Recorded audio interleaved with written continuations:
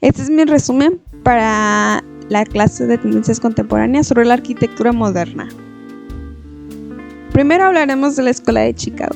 La Escuela de Chicago se caracteriza por ser el primero en utilizar cierto tipo de materiales y por implementar nuevas técnicas para la edificación de grandes construcciones. Algunos de sus elementos arquitectónicos son las estructuras metálicas para realizar edificios con más altura, el uso de pilar de hormigón como soporte o de cimentaciones, las ventanas extendidas horizontales por toda la fachada, la eliminación de muros de carga, el desarrollo del ascensor eléctrico. Quitaron todos los elementos decorativos. Los principales exponentes fueron William LeBaron, Henry Hobson y Dagmar Adler. La Escuela de Chicago propone que muchos problemas sociales se puedan solucionar mediante la utilización de los métodos científicos de la investigación aplicados a la educación y a la ciencia. Desarrolla investigaciones de carácter empírico para marcar un impacto y se separa de la investigación tradicional y moralista y alejada de la realidad. Y algunas construcciones icónicas fueron el Home Insurance Building, el Montauk Building, Leather Eye Building. El funcionalismo en la arquitectura tiene como su objetivo principal diseñar de acuerdo con la función final del edificio. Por eso el ornamento tiene papel secundario.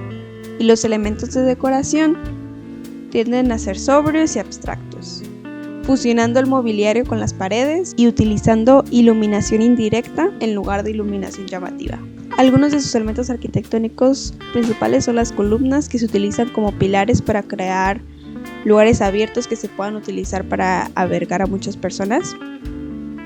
Terrazas, que consiguen mantener las condiciones de aislamiento térmico mientras que pueden funcionar como un patio extra.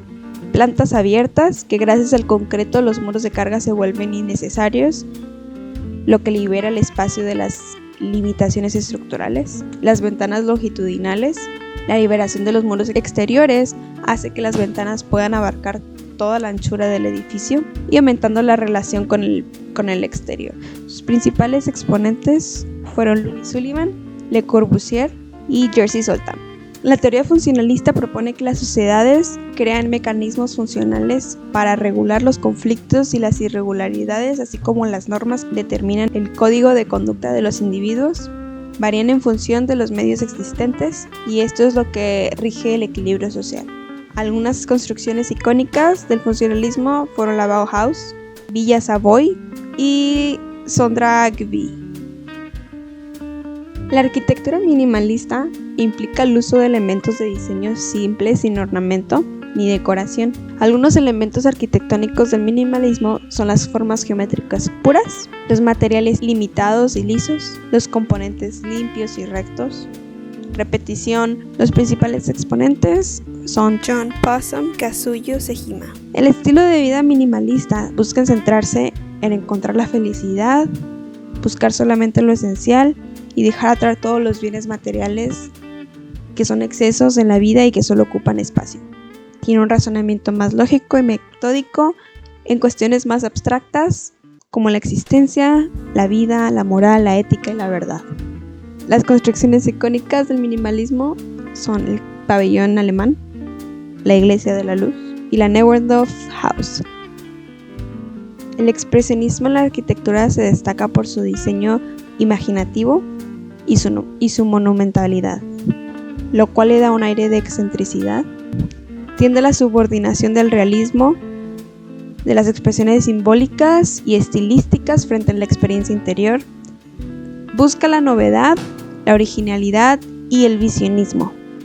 Se utiliza el potencial creativo del artesano, emplea formas distorsionadas para expresar emociones. El provecho de los materiales se expresa al máximo en esta época, ya sea como el acero, el ladrillo, el vidrio. Se muestra como expresión de toda manifestación pictórica, se destaca por su monumentalidad y se manifestó a través del ladrillo y del cristal. Sus principales exponentes, Erich Mendelsohn, Bruno Taut y Walter Gropius. Algunas de las construcciones icónicas fueron la Torre de Einstein en Potsdam y el Museo de Guggenheim.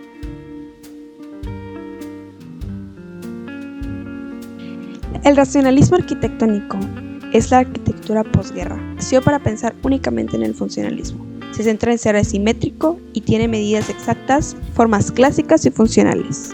Se da más protagonismo a elementos de estructura y función, una inclinación a un gusto de las formas geométricas más simples y criterios ortogonales. Se destaca el empleo del color y el detalle constructivo en lugar de la decoración sobrepuesta. Emplea más color, tiene una concepción más dinámica en el espacio arquitectónico y aplica el nuevo uso del material como el hormigón, el acero, el concreto y el vidrio, las plantas libres, los bloques arquitectónicos elevados, la fachada libre independiente de la estructura, las ventanas longitudinales, los techos planos con presencia de jardines. Predominan los colores rojo, azul y amarillo, más el negro, el gris y el blanco. Los principales exponentes son Walter Gropius, Louis van der Rohe y Le Corbusier.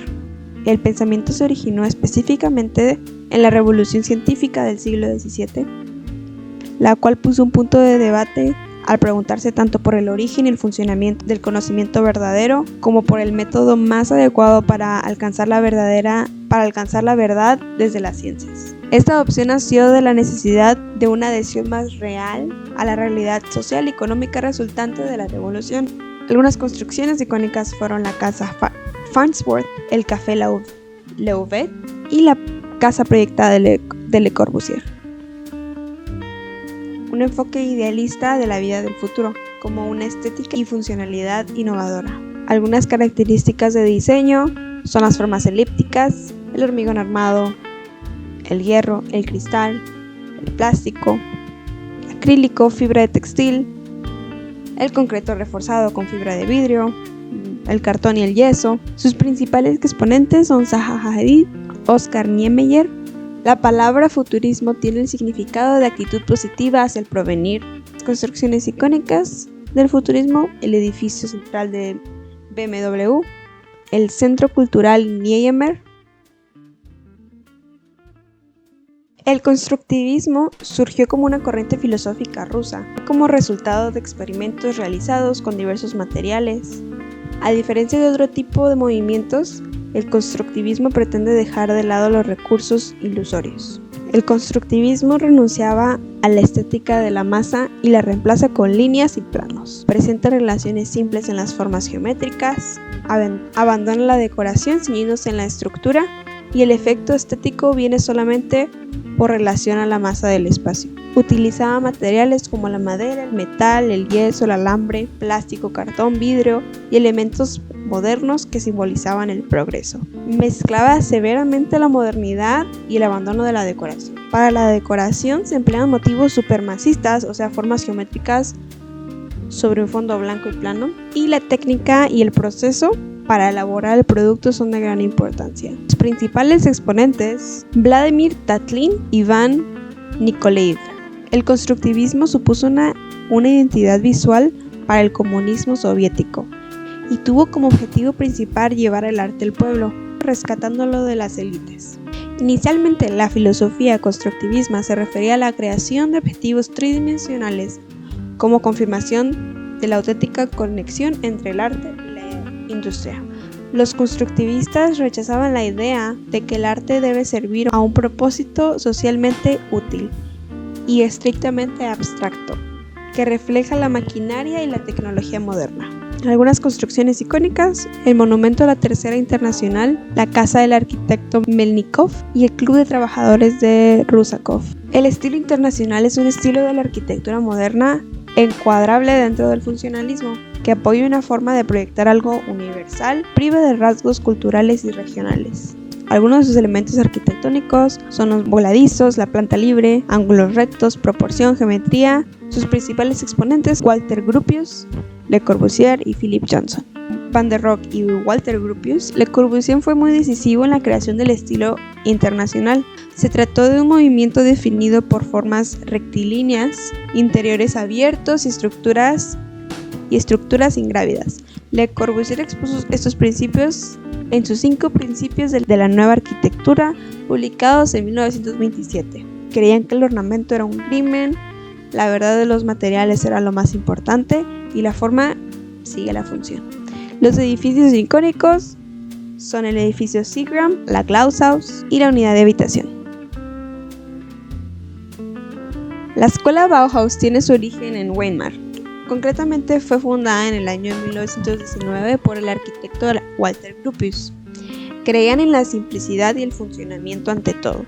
Empleaban materiales industriales como el acero, el vidrio y el hormigón.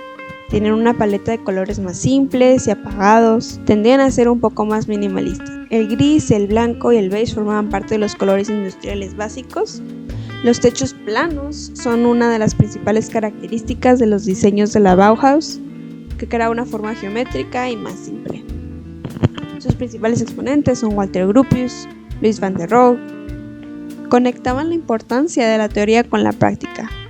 Querían introducir el diseño en una sociedad que se había convertido en industrial, rompiendo con la vieja jerarquía del arte. Su programa educativo serviría de modelo para futuras escuelas y universidades. Algunas construcciones icónicas de la Bauhaus fueron la Escuela de Artes y Oficios de la sede de la Escuela de Dessau y la fábrica Faust.